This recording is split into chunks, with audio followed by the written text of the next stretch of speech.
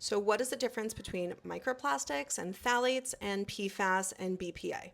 I'm going to explain it. And don't feel silly if you get them confused. Literally, I have read articles in like the Washington Post where they are getting them confused. Okay. But once you get it, it's going to make a lot more sense. So microplastics are the physical pieces of plastic that come off. However, that plastic is made of lots of chemicals. So those chemicals will come in on the microplastic. So for example, a good analogy is like a cookie, okay? So a microplastic would be like a little chunk of cookie, right? That comes off. These are gonna remain hard and sharp and get into your body and everything, okay?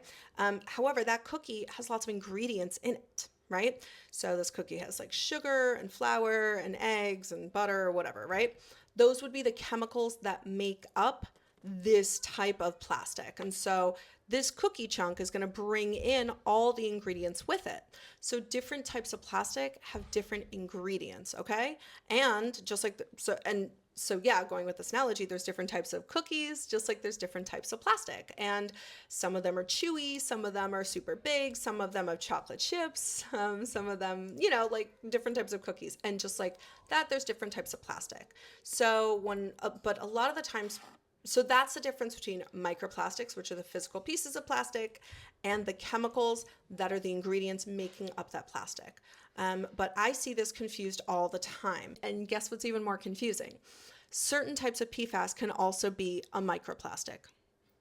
I know. So for example, so Teflon is both a PFAS and a microplastic because PFAS, when they go through a certain fluorination process, can become a type of plastic. Teflon, okay? However, that's the only chemical that I know of that is both. Microplastics they bring in those chemicals, and get this, chemicals can also leach out on their own independent of microplastics.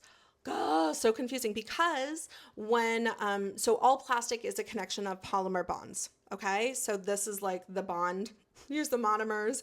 They're getting polymerized, they get connected. Okay, so, so they make the plastic and then they add in all these different additives. And those additives are the things that are really bad. Okay, so phthalates, for example, that's one you might hear about a lot. That is an additive that makes plastic super flexible. PFAS is sometimes added to plastic to make it even more nonstick on the inside. However, they're not like put in the molecules, they're just kind of sprinkled in between and on top, and so they come out really easily. And so there's certain things that might have a lot of chemicals that leach out, but maybe not a lot of microplastics. Again, really confusing. Sorry, but yeah, just wanted to clear some of that up because this is really confusing, right? And it's that confusion that has also allowed industry to evade regulation and pretend like this is somehow good for us. We can't measure it, but like it's actually double bad. You know what I'm saying?